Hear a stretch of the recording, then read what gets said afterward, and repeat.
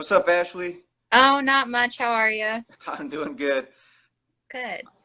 Awesome. So I was just giving a little bit of background on Buck the Quo, and then I was just giving them a little bit of a background on you as well. So you're a Okay. New Plymouth high school grad. You got your Mm-hmm. BBA in marketing from Boise State University. So I gave them a 30,000 foot overview of who you are. Okay. And the way that this is going to work is a Q&A format. So we got an audience right now, and then they can ask questions. Hey, Ben, I'm glad you got that swag, man. Um, so we're gonna get some people tuning in here and just asking questions. But if you wouldn't mind, if you can just give some like a quick synopsis of who you are, what you do, and we'll just take it from there. Perfect. Hi, guys. My name is Ashley. I am an esthetician and permanent makeup artist, and basically what that means is what I do on a day-to-day basis is I give facials, I do skincare, waxing, eyelashes, and I also do permanent makeup, which includes it's basically like tattooing makeup on. So I tattoo brows, eyeliner, and lips.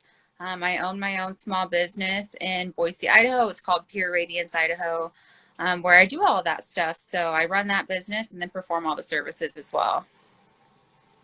All right, that's awesome. It looks like you got a fan in here too, Lar Bear. Yeah, he Big. actually went to high school with me, so another New Plymouth grad there. Oh, right on. All right, go. Is it? I don't want to get the mascot wrong. Pilgrims.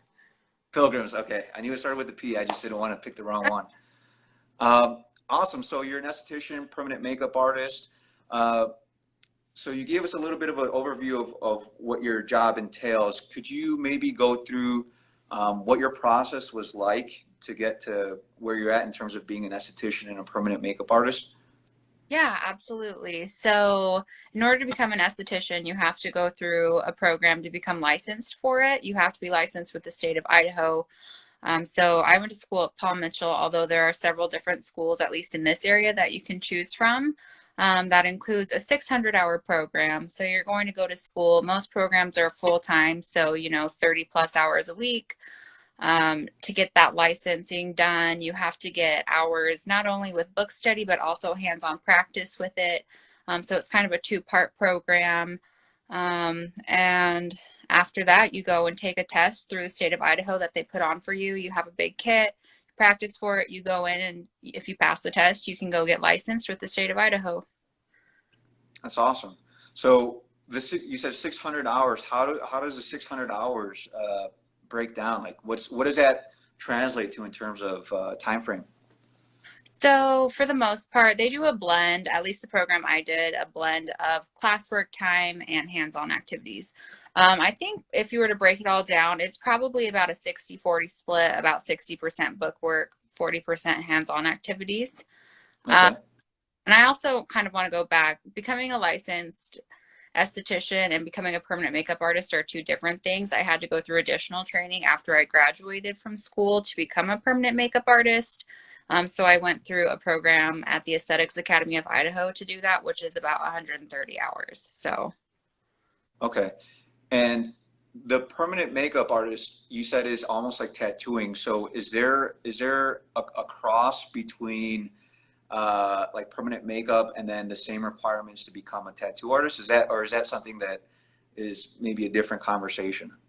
So actually in the state of Idaho, there's no legal regulations over any kind of tattooing. So if you Okay. wanted to be irresponsible, you could just go start tattooing people. However, I absolutely do not recommend that. There's a lot of different things that go into it. Yeah, Um, don't break the pens, right? right. Sanitation is a big one, knowing how to properly clean up the area, dispose of needles properly, stuff like that. And as far as like body tattooing versus permanent makeup tattooing, they're very different. When you do body tattooing, typically you're dealing with a lot more artwork instead of basic shapes. How you implant the pigment is different. The depth at which it's implanted is different. So it's really a completely different process when you do body tattooing versus permanent makeup. So it sounds like you need to understand. I didn't even think about the pigment aspect. I thought it was a little bit more of just kind of stabilizing your hand and maybe figuring out the contours. But there's other levels to it too that I'm sure that you cover while you're in school. Yeah, absolutely. So when you're doing body tattooing, it's very different. You use a different type of tattoo machine. You use different types of pigments. Typically, when you're doing permanent makeup, you're going to be looking at usually a carbon-based pigment, which is different than what they use in body tattoos a lot, just because they stay more true to color and they won't change weird colors or move over time since it's on your face. Um, so yeah, they are very different, even though some people would probably think it must be the same. Okay. And what's a day in the life like for you in terms of, and I know, let's say pre-COVID and then maybe like right now, right? Yeah. Because I know that just in terms of the regulations that are in place, and I know we can talk about this a little bit more as well in terms of how you've been operating or you've been able to open up with all the stuff that's happening in COVID. But uh, prior to COVID, what's a day to day like, and then also maybe even right now and the obstacles that you have to overcome.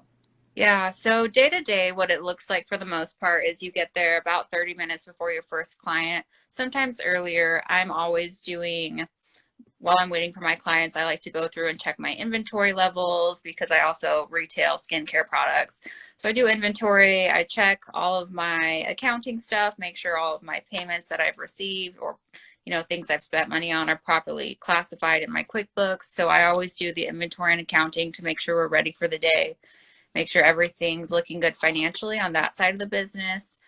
At that point, I would get ready for my client, which looks different for each type of appointment. Sometimes it's getting out different skincare products. Sometimes it's completely sanitizing your room and putting plastic over everything so that you can do permanent makeup. So it really just depends on what type of service. In between every single client, you're going to break down your room, clean, and set up for your next appointment. Um, with each client, I like to talk to them a lot about, with skincare clients at least, their skincare, what they should be doing at home, that kind of thing, making sure that they receive the education they need during their appointment so that they can take care of things on their own as well as coming back to see me. Um, and then at the end of the day, I clean everything up, just double check to make sure all my transactions and everything were good for the day. And then I go home. So So you set your own schedule, it sounds like. yeah, absolutely. So if you're self-employed like I am, you can work when you want to, which is really nice. If you want to take a vacation or something, you can just block that out on your schedule in advance. That kind of thing. It's awesome because I have a really great relationship with my clients. Um, and I'm able to talk to them. And if I ever need to move an appointment or something, which doesn't happen very often, but you're in control of all of that if you need to do something or if something comes up. But on the flip side of that, being self-employed, if you're not working, you're not making money. It's not like you get paid sick days or vacation days, anything like that. So it's really up to you to like hold yourself accountable to going in, doing the work, being there consistently for your clients, making sure you're available for them. So it sounds like there's some pretty good positives and also not so much, they're not negatives, but they're a little bit more work and challenges. What do you think is, like, everything, all things considered, what is probably the most rewarding and positive thing that you like about your work? And then on the flip side, what is something that you maybe had to um, work towards becoming accustomed to or just address that was initially a challenge or maybe is still that something that you're working towards? Yeah, so I love everything about my job. I think it's amazing. Okay. It's kind of hard to pick one thing that I think is like my favorite part of it. Because I like the work that I do, but even more than that, I like connecting with my clients. I like being there.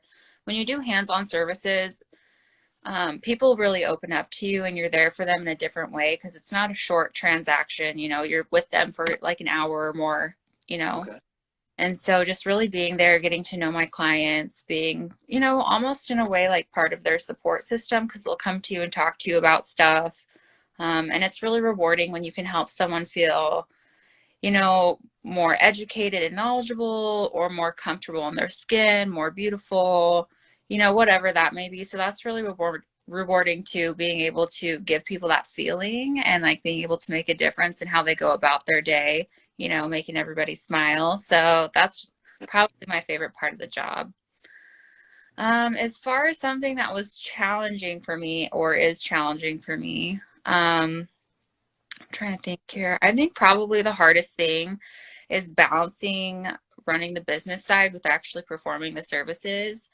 Sometimes I get really into my services and I'll like run out of inventory on something if I'm not paying close enough attention. So just like staying on top of that business side of things because I like the business side of things, but my favorite part of it is actually working with my clients. So just kind of making sure I allot enough time for both aspects of the job.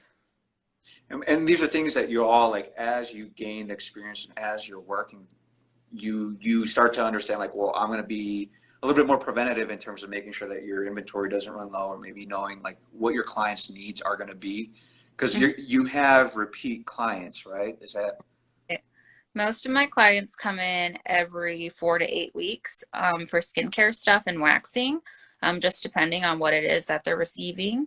Permanent makeup clients you see once a year, so that's not as often.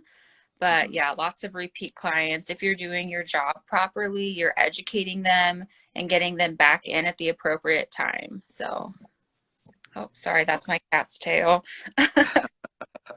Yeah, and I think we're probably going to talk about your cats here in a little bit. But I wanted to make sure because I'm a layman when it comes to anything that has to do with beautifying Uh-huh. oneself. So I hear esthetician and I kind of know what it entails in terms of just like a very surface level stuff. I know Hmm. there's so many intricacies like the business side, the accounting side, like you mentioned, maybe even a little bit of marketing, I'm guessing as well. Yeah. What is maybe one misconception that you think people have when it comes to um, what it is that you do? I hear constantly, oh, you do hair, right? You're a cosmetologist, which I'm not. So I think that's a common misconception. They think anything in that realm must be like hair related when it's not. Okay. So I think that's a pretty common one. A lot of people will think it's the same thing as being a cosmetologist. And there's actually a really big difference because when you get your cosmetology license, you're actually licensed to perform hair, skincare, and nails. However, 90% of your education revolves around hair. So it's harder for you to get into the skincare industry if you are a cosmetologist, just because you don't get as in depth of education around skincare as you would if you just went through an aesthetics program. So you might feel unprepared to step into that realm if that's what you're interested in if you go through a cosmetology program. Okay. Okay. Um, and one thing that you mentioned, and I just also want to just reiterate for everybody who's watching, Kyle, what's up, man? Anybody who's watching, make sure that if you guys have any questions about whether it's school related uh, or college, or maybe it's even about aesthetics or getting your BBA in marketing, BSU, anything that you guys have questions, Ashley is a professional. She knows her stuff, and she's here to help answer your questions. So, in the meantime, I wanted to go back. You said that you love what you do. You're really passionate about it. Mm-hmm. Uh, where did this come from? Is this something that you think you knew that you want to do in high school, or is this something that like you kind of you landed in the right spot? You feel like? So I think I had an idea in high school, but I don't think I had a fully formed idea yet. So I think there was some knowledge around it, but not a full understanding. So when I graduated from high school, I decided to go to college, got my bachelor's degree in marketing. And at first I was like, oh yeah, I'm just going to work in marketing. It's a good blend of like the creative and the business. And I like both of those things.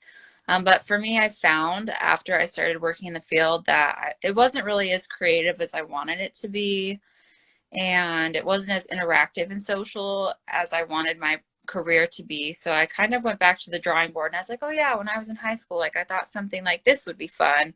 So I started researching it. I decided to take the plunge and quit my full-time job and go back to school. So I think it took me a little bit of time. I think the inkling of the things I was interested in was always there, but I think it took me some time and growing into myself a little bit to really figure out what direction I wanted to take it in. Yeah. And then it was probably like a little. itch that you wanted to scratch, and it was just, you got to that point where you realize, okay, now it's time to scratch that itch. Right. I was ready at that point. I was like, I really want to pursue this. I know that I'm done with the marketing stuff full time, which I still do for my job. You know, I still have to market myself, but I don't do it full time anymore. A lot of it is more, the service and business side now. Yeah. So we got a question coming in from one of our award-winning listeners and viewers, Quinstagram95, coming in and saying, what is the difference between services estheticians can perform versus aesthetic dermatologists? I had to enunciate on some of those words. So when you're an esthetician, you're not a doctor. To become Okay. a dermatologist, you have to go through a medical program. The main differences between those are we do more of like the facial skincare using machines and things like that, where dermatologists will actually go in and give you a diagnosis for your skin conditions. They can then prescribe medication for skin conditions. They can do injections if needed. So if you ever are getting like if there's someone doing like filler, for example, that'll always be some form of a doctor or an RN. It's never going to be just an esthetician. So really just like being able to actually diagnose and prescribe medication are like the big differences. Dermatologists aren't going to give you a facial. They're not going to wax your eyebrows. They're just going to deal with skin issues and conditions. Okay. That's interesting. I would say that there's aesthetics involved, but yeah, I mean, I guess it's involved in both of them, but it's just a different level of aesthetics. Right. Well, and dermatologists sometimes too will do things like filler, like under eye filler or lip filler. They'll do Botox. But you're not going to be able to have an esthetician do those things for you. You're going to have someone who's some kind of a doctor or RN perform those types of services. Okay. Have you ever, I mean, I'm assuming you've probably had some cases with patient, or not patients, but like your clients, where you've said, hey, maybe like, is there a referral sort of thing? Yeah, so I've had clients where I've seen something that I knew a doctor needed to look at. For example, when you go through aesthetic school, they'll train you how to look for skin cancer, and I can't diagnose that. I can't say, hey, I think you have some melanoma on your face, but I can say, hey, you have this spot that looks concerning, and I would like you to go see a dermatologist as soon as you're able to. And just phrasing it in a way that doesn't scare the client, but referring Yeah. the person who can actually help them. Yeah, because I'm sure people are pretty sensitive in that situation. Right. Yeah, There's like a certain way to phrase it. Absolutely. Just say, this looks a little concerning. Like you might want to have that looked at, like maybe make an appointment with your dermatologist or, whatever it is. yeah. Awesome. Well, Quinstagram's definitely gonna get a DM for a hat or a water bottle. Um, she's asking, what's your favorite service to perform? Out of all the services I perform, I have to say my favorite is permanent lips. I think they're super fun to do. I think they make a big difference and you get to work with some fun pigments instead of just shades of brown and black. So I really enjoy doing permanent lip tattooing. I think it's a lot of fun. It makes a big difference on someone's face. So I really enjoy it. And what would it look like in terms of, I mean, I'm kind of like, So it would just be like some people don't have color to their lips. Some people might have very pale lips or lack like an outline on their lips. Like this part might not be distinct. So okay, put a color on the lip and tattoo it in to like give them. You can go from really natural and soft and just give them a natural lip color, but you could give someone bright red lips if they were, if someone wears red lipstick every day and they just don't want to have to put it on every day, you could do, bright red lips. So that's pretty fascinating. yeah, it's That's kind cool stuff. Um, so let's say somebody in high school, whether it's New Plymouth High School or it's Kootenai High School or wherever it is considering becoming an esthetician and maybe a permanent makeup artist as well. of, mhm. What advice would you say to somebody who's considering that line of work as a high school student? Yeah, I would say the first piece of advice would be just to Make sure you do your research. Make sure you're picking the school that's right for you. Most of the programs are pretty similar, but not all of them are. And I think the different schools have kind of different cultures to them. So making sure you pick the right school for you is super important. Um, I think also like considering the job market you're in is important too. You know, if you're in Boise, there are lots of different spas you can work at, but if you plan on returning back to a small town, there might not be a spa that can hire you. So realizing you might need to be self-employed and, you know, the costs that come with starting your own business and stuff like that, kind of having a plan for after school is important as well. Just, you know, just depending on where you're at and what opportunities are around you. Mhm. Okay. And as far as I know, we touched on this, the 600 hours, and we were talking about uh, uh, split between book work and actually getting some hands-on time.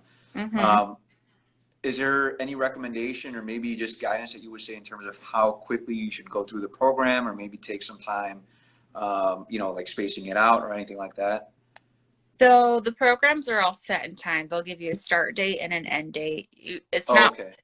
case. It's an actual program. You have to go into the school, you know, X amount of days a week. Some schools do 5 days a week, some do three, like 11-hour days. So it just depends which program and school you go through. But they are set hours. You will be required to attend a certain, you know, set of days and times. Okay. Well, I'm learning a lot, so I'm definitely, if I ever consider changing my line of work, I think esthetician is going to be up there. Yeah. Um, so maybe let's get a little bit. We have just a couple more minutes, and I also want to, because teens are going to be watching this, and they're going to be watching this on our Instagram and on our Mm. YouTube as well. Yeah. Just I think a lot of what's going on in terms of when we have conversations with teens, it's having that ability to relate to to other individuals and seeing the sometimes it's connecting the dots and maybe it's just like, what were you like in high school? Like what was Ashley like in New Plymouth? Uh, in high school, I was very involved, very type A. I always have been. So I was part of like every club and sport I could possibly be a part of. I took dual credit classes to get college credits in high school. Really got good grades in high school. So I've always been very driven in that way. I like to be active. I like to be part of groups. I like to set goals for myself and achieve them. I don't know, that's just part of my personality. I'm very driven that way. Okay. Um, yeah, so I was just very involved and set a lot of goals for myself. Well, you probably need to have some drive to own your own business, right? Yeah, for sure. Yeah. Um, if you could go back to, let's say, high school age Ashley again, and Hmm. maybe give yourself a piece of advice, just general advice, what would it be? I would say take your time figuring out what you want. Like really do some soul searching instead of just jumping into something. When I went to college, marketing was the first degree I decided to pursue. And towards the end of it, I was like, I don't know if this is really for me, but I have all these credits. I might as well just finish it. So kind of listen to yourself, like listen to your intuition, because we all know the things we like. We know things that work well with our personality. Like if you kind of step back and, you know, are a little more introspective and consider all those things. Yeah. So you know, allowing yourself to say, hey, like I thought this was it, but maybe it's not. And I've learned about myself and I want to do this instead. Like listening to those instincts, you know? Mhm. Yeah. That's good advice. Affording yourself that opportunity is really good advice, I think. Mm-hmm. Yeah. So, before we wrap up, I know you love your cats and you're involved with cats. Maybe let's talk about when your cats, and I don't know if that'll segue into what's your work life balance like, and what do you like to do outside of work to balance out the whole like the yin and yang to Yeah. the workload that you have. Uh, well, I do love my cats. I have, actually, they're both right here. I'll pull one of them up here just to show you. This is Athena. She's my first cat I ever got. She's very sweet. Rescue kitty. Uh, That both face. cats rescue cats. I really am passionate about taking care of animals. I actually volunteer at the Humane Society for the Spot Clinic every other Tuesday, which I really enjoy. Basically, people trap and bring in feral cats, and we spay and neuter them for a discounted cost to help with population control. I don't do any of the vet work, obviously, but I just run their front desk for them, check people in and out, handle their paperwork. So that's something I enjoy doing in my spare time, since I love kitties and I'm passionate about helping animals. I actually just got back today from a hiking trip up near Warren, Idaho. Went hiking for a few days, went to some hot springs. I love being outdoors and hiking and doing all that stuff.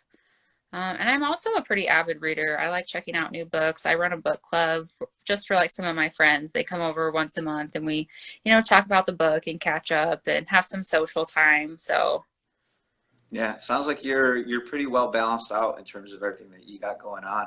yeah.